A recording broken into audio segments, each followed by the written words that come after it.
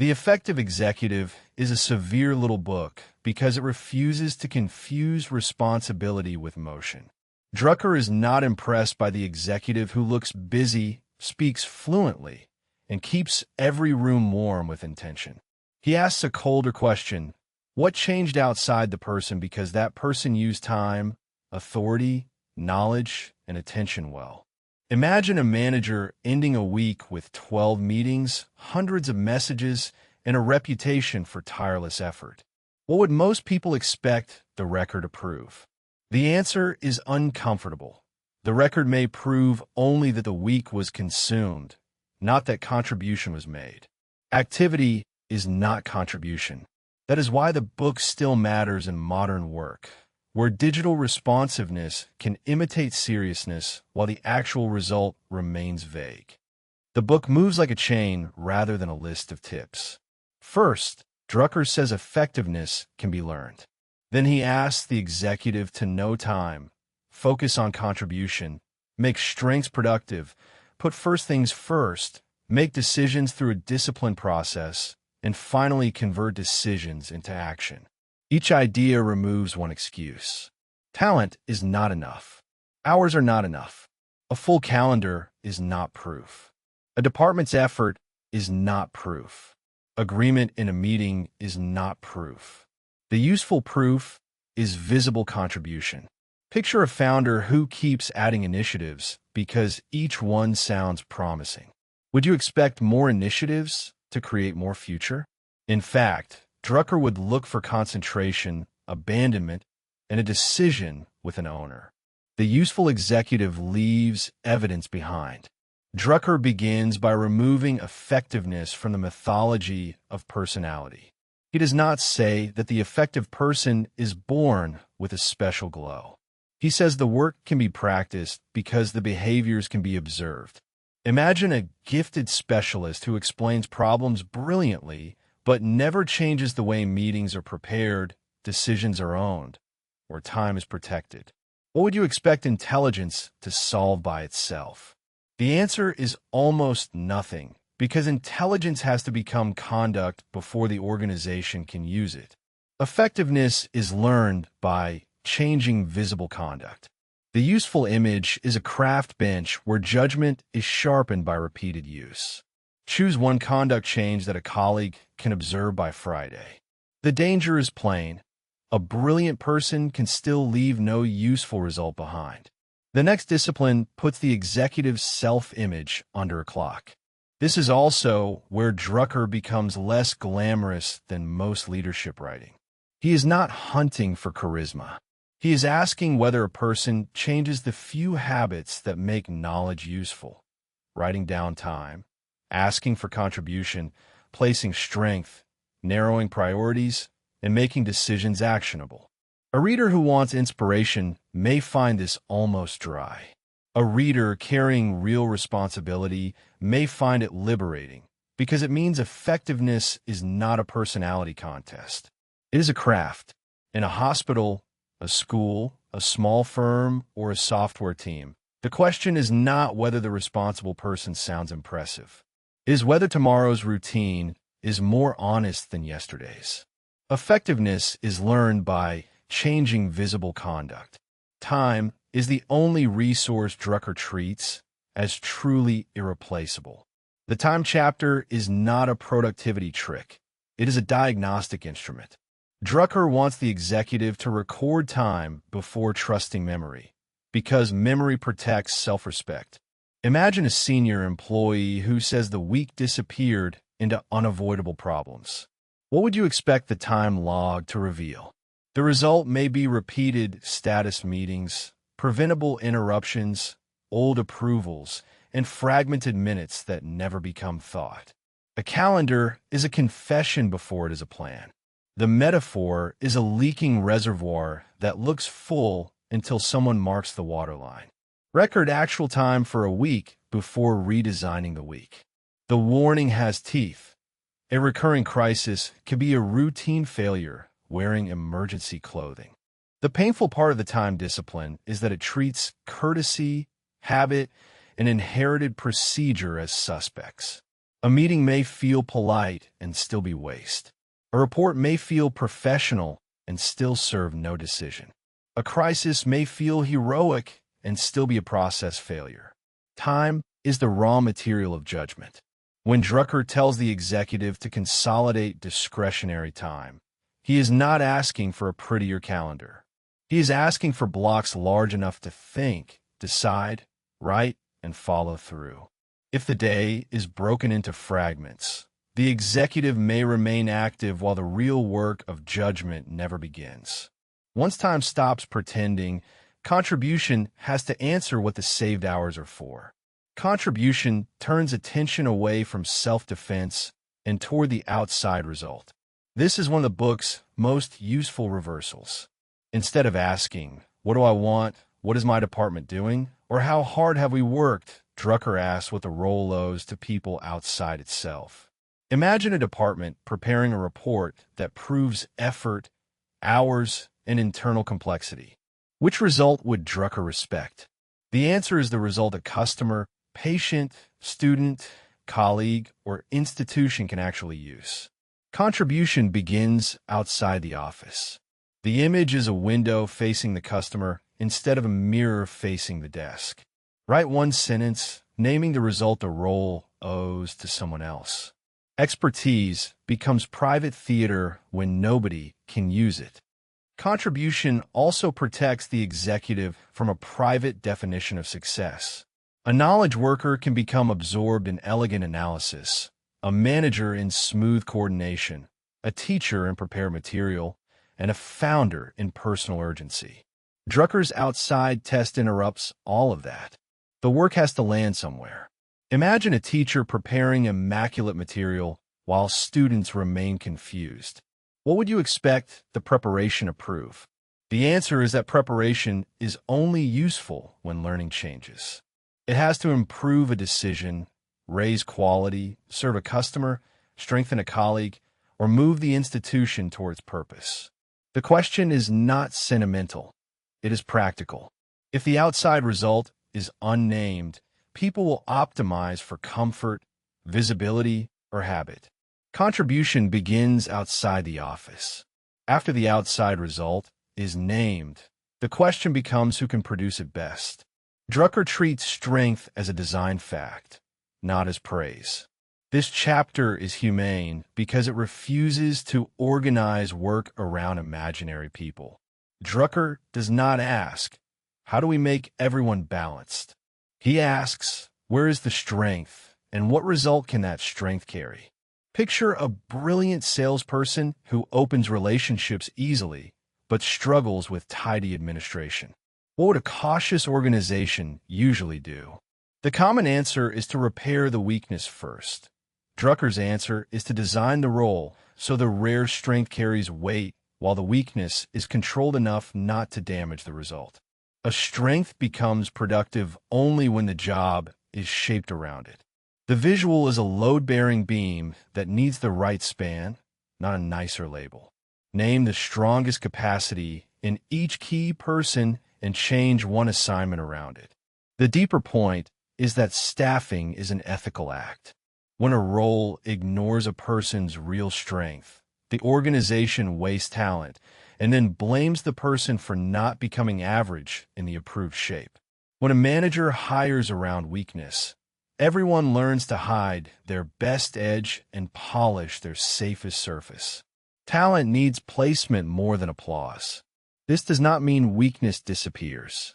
Drucker is careful about weaknesses that block performance, integrity, or cooperation. But he refuses to make weakness the organizing center. The search for rounded people can become a polite machine for producing average work. Strength creates capacity, but capacity still collapses if every demand is equal. Priority is where Drucker's book becomes least sentimental. Priority is not merely ranking what already exists. It is choosing what deserves room, and that means old work must lose its claim. Imagine a project with years of meetings, pride, sunk cost, and defenders who remember why it once mattered. Would you expect loyalty to mean one more rescue attempt? The result in Drucker's logic is sharper. If this activity would not be started today, it deserves a serious stop decision. Priority is proved by abandonment. The image is a cleared table with one demanding file left in the center. Stop one old activity that would not be started today. This is where many organizations fail with a smile. They say yes to the future and keep feeding yesterday. They call everything important and then wonder why the important thing moves slowly. A real yes creates a real no. Drucker makes concentration a moral discipline because attention is finite and promises are not free. The executive who refuses to abandon old work is not being generous.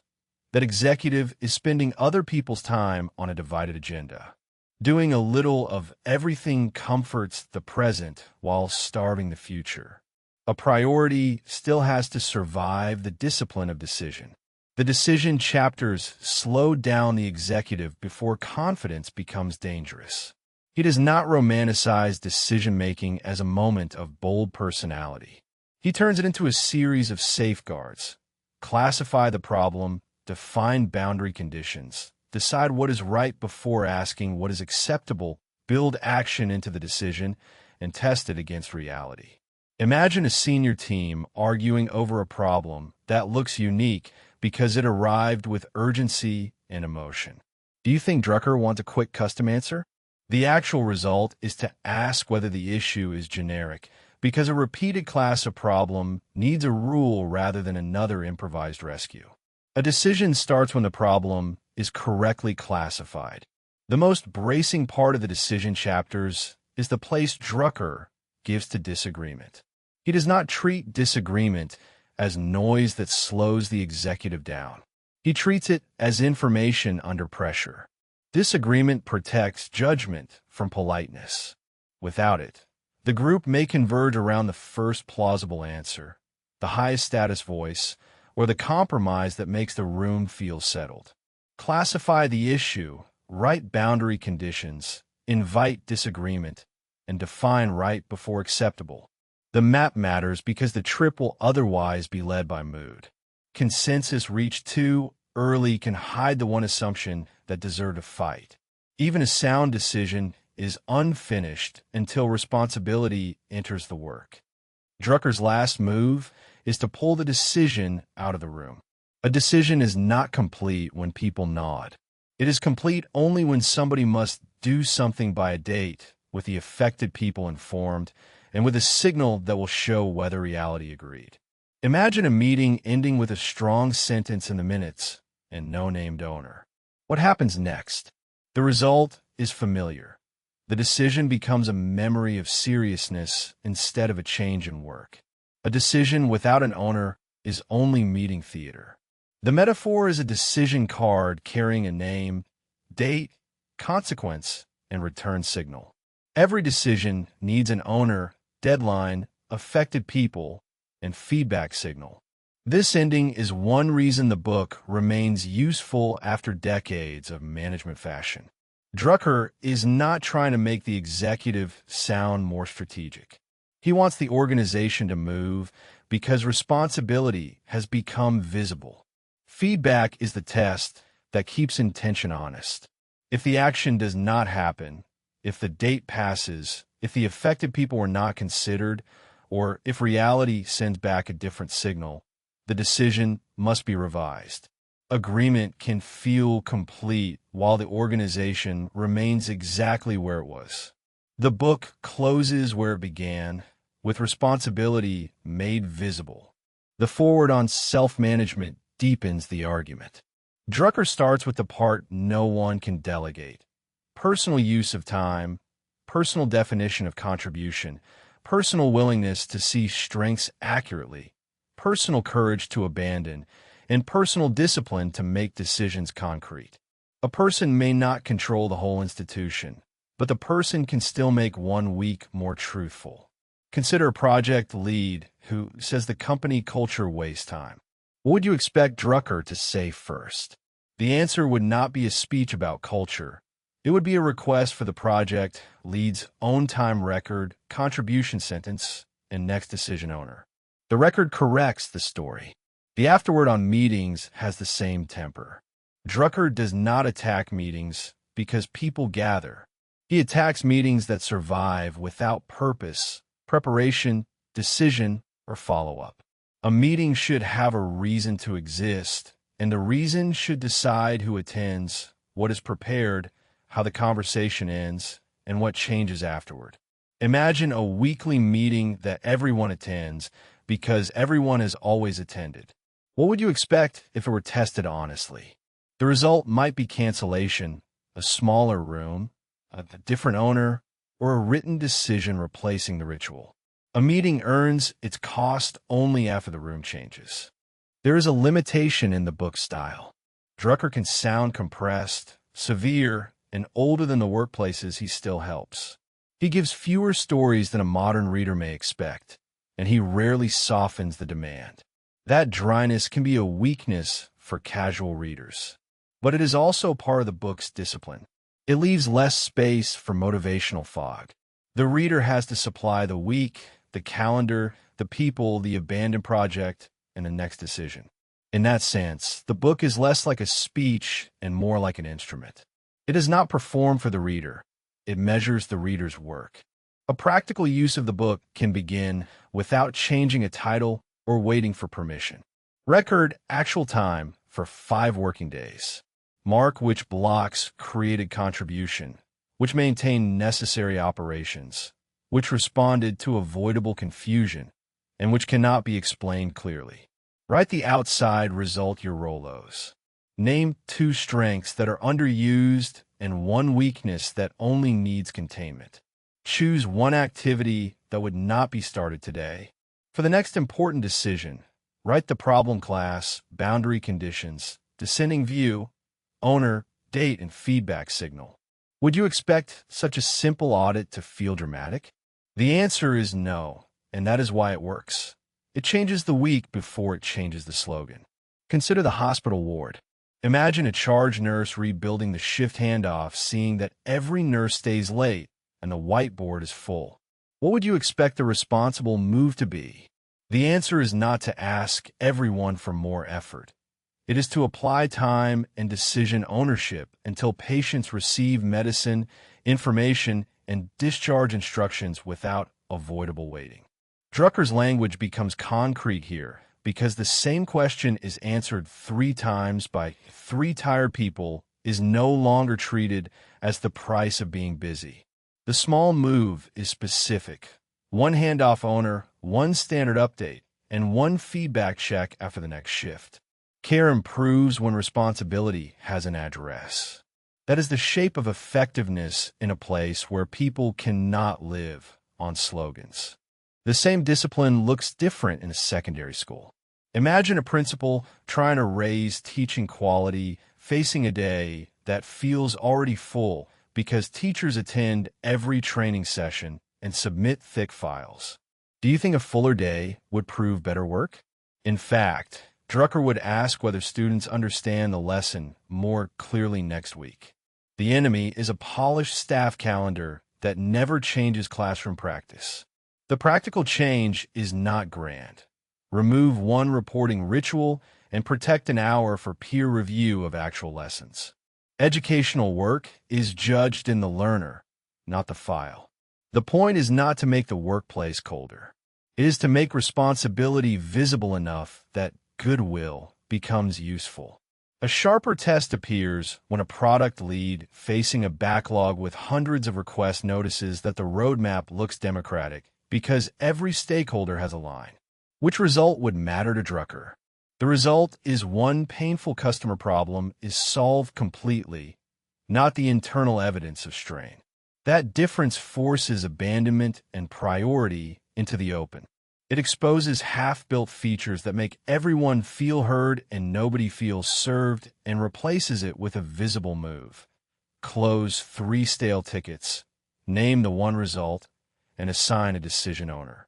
A backlog can hide cowardice behind inclusion. This is why the book travels beyond corporate offices. Wherever knowledge work touches other people, the same question returns. Did responsibility change reality? In a small manufacturing plant, The temptation is to honor the visible effort first.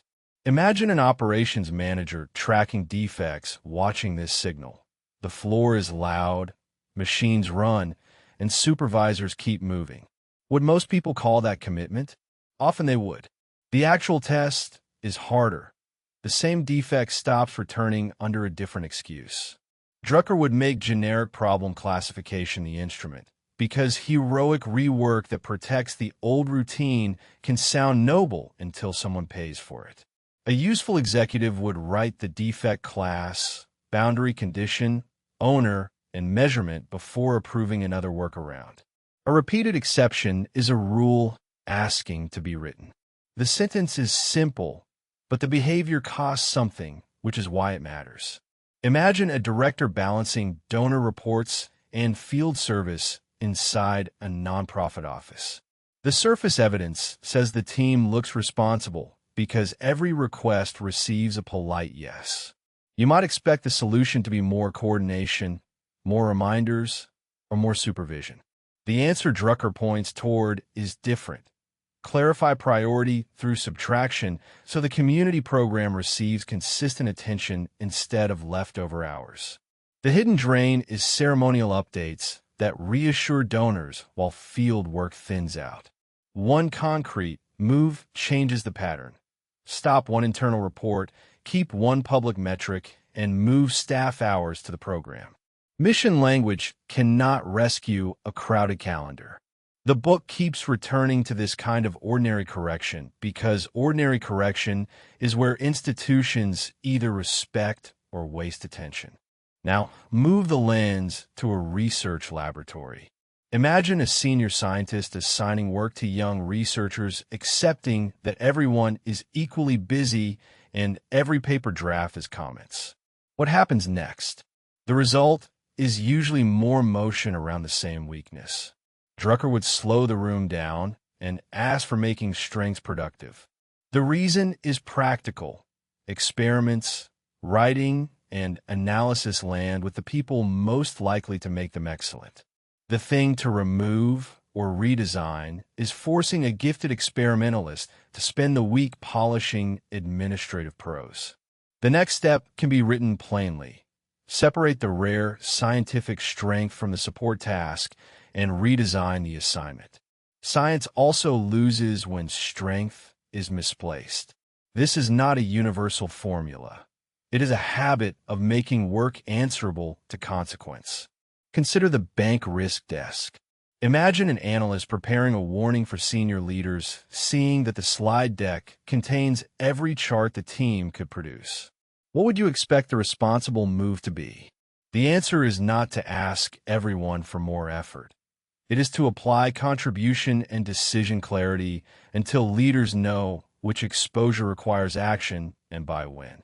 Drucker's language becomes concrete here because data abundance that lets responsibility hide in a beautiful appendix is no longer treated as the price of being busy.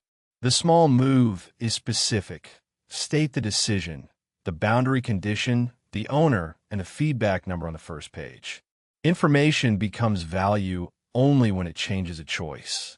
That is the shape of effectiveness in a place where people cannot live on slogans. The same discipline looks different in a city permits office. Imagine a public manager hearing complaints about delay, facing a day that feels already full because staff are courteous and every file has a stamp.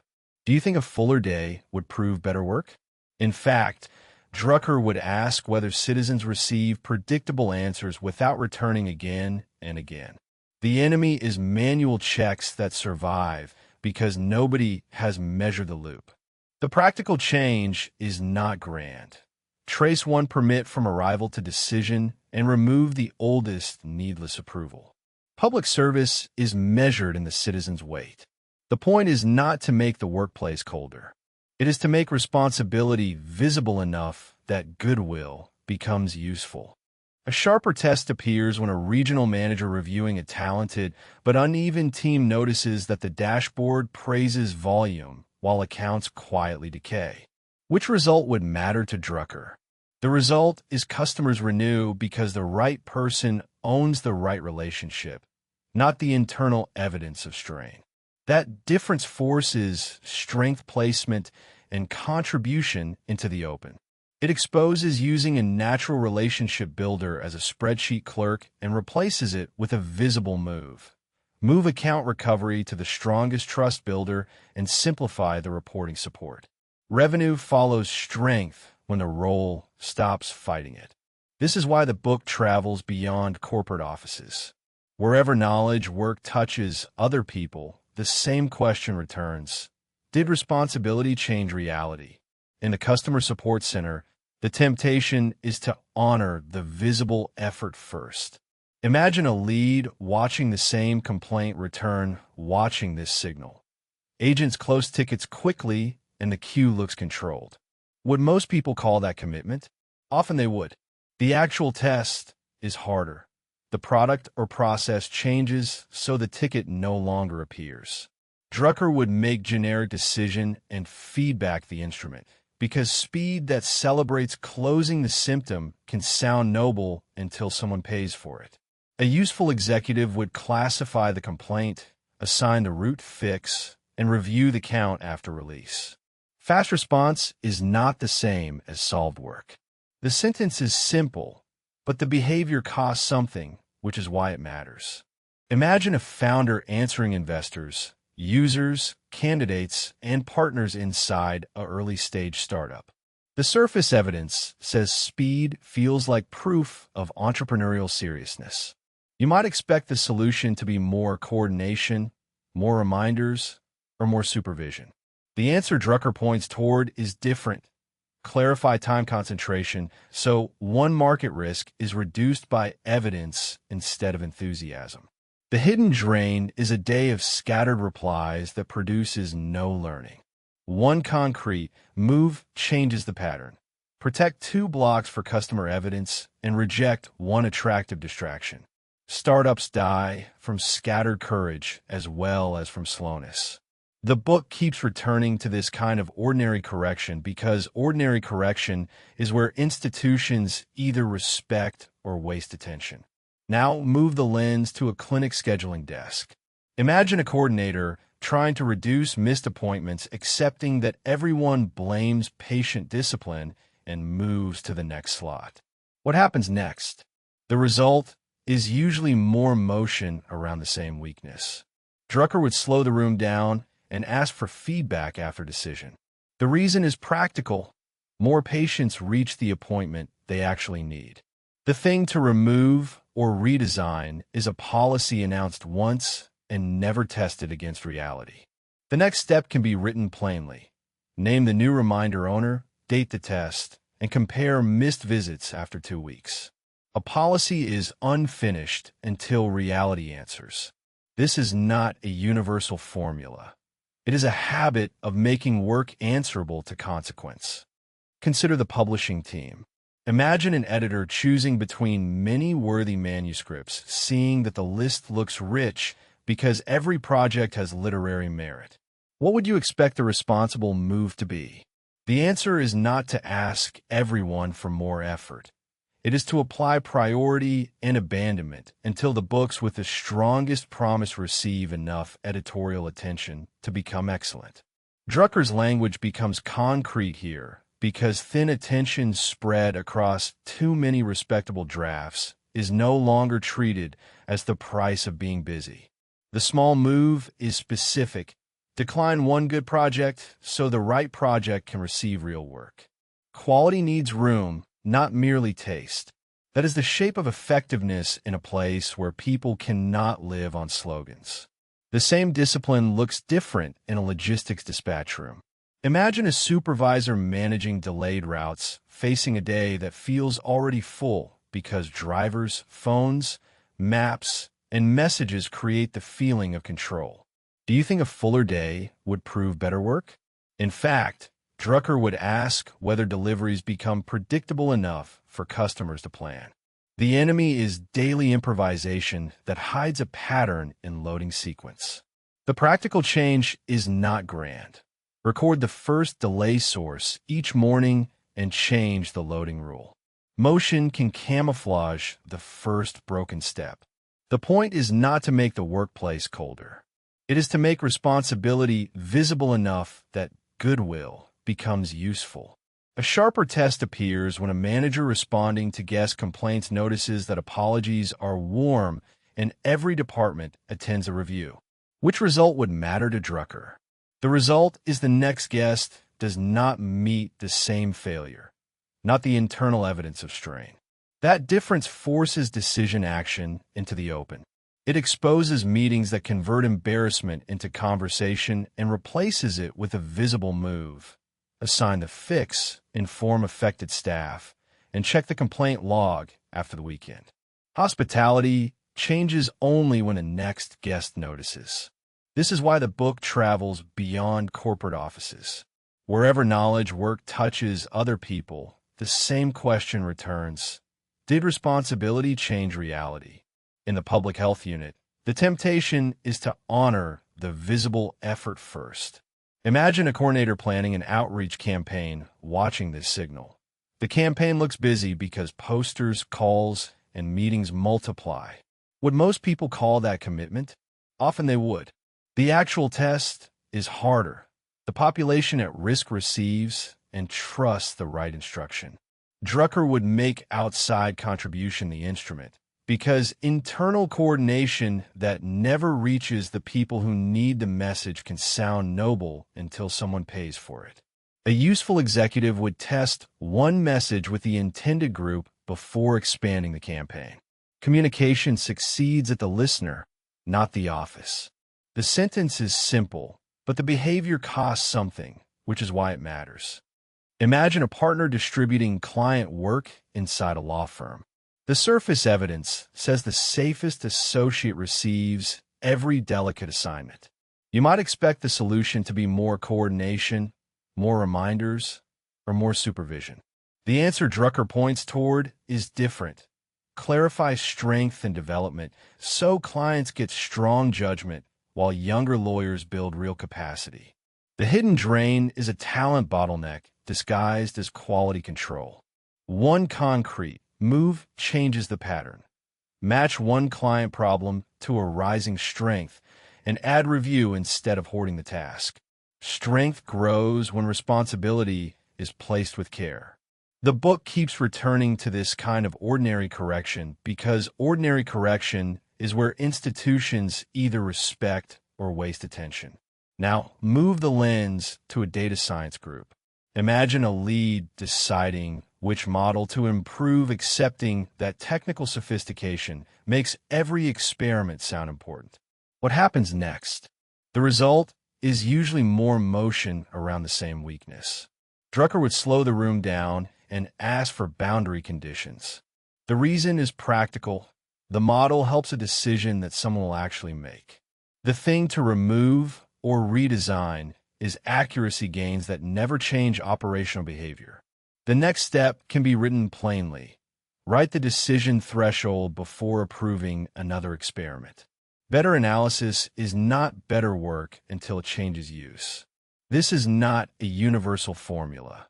It is a habit of making work answerable to consequence. Consider the maintenance department. Imagine a supervisor facing equipment failures, seeing that technicians fix breakdowns quickly and earn praise for urgency. What would you expect the responsible move to be? The answer is not to ask everyone for more effort. It is to apply recurring crisis diagnosis until production stops losing the same hours every month. Drucker's language becomes concrete here because celebrated rescue work that should have become preventive routine is no longer treated as the price of being busy. The small move is specific. Turn the most common failure into a maintenance rule with a named owner. Heroic repair could be a postponed decision. That is the shape of effectiveness in a place where people cannot live on slogans. The same discipline looks different in a design agency. Imagine a creative director balancing many client concepts, facing a day that feels already full because the wall is full of beautiful options. Do you think a fuller day would prove better work? In fact, Drucker would ask whether the client receives one clear direction that can be executed. The enemy is aesthetic abundance that delays a decision. The practical change is not grand. State the client's outside result and remove the concepts that do not serve it. Taste becomes leadership only when it chooses. The point is not to make the workplace colder. It is to make responsibility visible enough that goodwill becomes useful. A sharper test appears when a talent lead designing roles after a reorganization notices that the chart is tidy and every box has a title. Which result would matter to Drucker? The result is people spend more of the week doing work where they can be excellent, not the internal evidence of strain. That difference forces strength-based role design into the open. It exposes clean reporting lines that ignore what individuals actually do well and replaces it with a visible move. Adjust one role around demonstrated strength before filling the next vacancy. An org chart can look neat while wasting people. This is why the book travels beyond corporate offices. Wherever knowledge work touches other people, the same question returns. Did responsibility change reality? In a warehouse operation, the temptation is to honor the visible effort first. Imagine a regional manager studying late shipments watching this signal. The end of day push makes the team look committed. Would most people call that commitment? Often they would. The actual test is harder. Orders leave on time without heroic final hour pressure. Drucker would make time evidence and process decision the instrument, because overtime that hides the wrong picking sequence can sound noble until someone pays for it. A useful executive would record the first hour's delay, change the sequence, and review shipment time after 1 week. The first hour often explains the last hour. The sentence is simple, but the behavior costs something, which is why it matters. Imagine a producer improving a learning product inside an online course team. The surface evidence says new modules, bonus sheets, and announcements keep appearing. You might expect the solution to be more coordination, more reminders, or more supervision. The answer Drucker points toward is different. Clarify contribution and feedback so learners complete the course and can use the skill. The hidden drain is content volume that hides learner confusion. One concrete move changes the pattern. Watch where learners stop and remove one addition before adding another. More content can be less teaching. The book keeps returning to this kind of ordinary correction because ordinary correction is where institutions either respect or waste attention. Now, move the lens to a family business. Imagine a second-generation operator trying to modernize old routines, accepting that loyal employees defend every inherited practice. What happens next?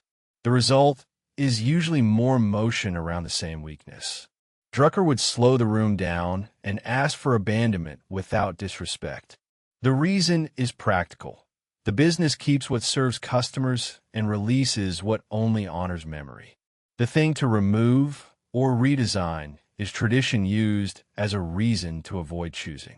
The next step can be written plainly. Separate the value worth keeping from the procedure that no longer earns its time. Respect for the past is not obedience to every old task. This is not a universal formula. It is a habit of making work answerable to consequence. Consider the museum education department. Imagine a curator designing programs for visitors, seeing that the calendar is full of talks, tours, workshops, and announcements. What would you expect the responsible move to be? The answer is not to ask everyone for more effort. It is to apply contribution defined from the visitor's experience until visitors leave with one deeper understanding instead of a blurred list of events. Drucker's language becomes concrete here because program variety that flatters the institution but overwhelms the audience is no longer treated as the price of being busy. The small move is specific. Choose the learning result first and cancel the event that does not serve it. Culture work still needs a result outside itself. That is the shape of effectiveness in a place where people cannot live on slogans. The same discipline looks different in a cybersecurity response team. Imagine an incident lead after a breach scare facing a day that feels already full because everyone works overnight and the report uses urgent language. Do you think a fuller day would prove better work? In fact, Drucker would ask whether the same weakness is closed before the next alert. The enemy is panic that earns gratitude while leaving the system unchanged. The practical change is not grand. Classify the breach path, assign the control owner, and test the control on a date. Urgency is useful only when it becomes prevention. The point is not to make the workplace colder. It is to make responsibility visible enough that goodwill becomes useful. A sharper test appears when a head chef managing service problems notices that the team moves fast and customers still receive plates. Which result would matter to Drucker? The result is quality stays steady without exhausting the strongest cooks, not the internal evidence of strain. That difference forces time, evidence, and role clarity into the open. It exposes last-minute rescue by the same talented person every night and replaces it with a visible move. Map the bottleneck. Move preparation to the right role and review service after 3 nights. Craft fails when the strongest hand becomes the only system. This is why the book travels beyond corporate offices. Wherever knowledge work touches other people, the same question returns. Did responsibility change reality? In the architecture studio, the temptation is to honor the visible effort first. Imagine a project architect balancing design and client deadlines watching this signal. Drawings multiply, and every version looks more refined. Would most people call that commitment? Often they would. The actual test is harder. The client can approve a direction that builders can actually use. Drucker would make decision limits before creative expansion the instrument, because elegant iteration after the real constraint was already known can sound noble until someone pays for it. A useful executive would write the boundary condition, decide the direction, and stop the branch that only delays commitment. Creativity needs edges before it can become useful.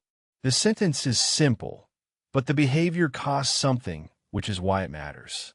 Imagine an editor deciding what the newsroom can cover well inside a regional news desk. The surface evidence says every story pitch sounds publicly important. You might expect the solution to be more coordination, more reminders, or more supervision. The answer Drucker points toward is different. Clarify priority under limited attention so readers receive reporting with enough depth to trust. The hidden drain is thin coverage that lets the newsroom feel everywhere and be nowhere. One concrete move changes the pattern. Drop the weaker beat for a week and put reporting time behind the story that matters most.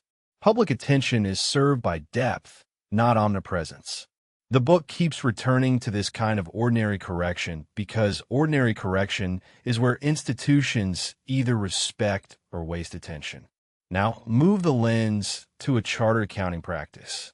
Imagine a partner preparing for tax season accepting that every client receives immediate answers and the team feels responsive.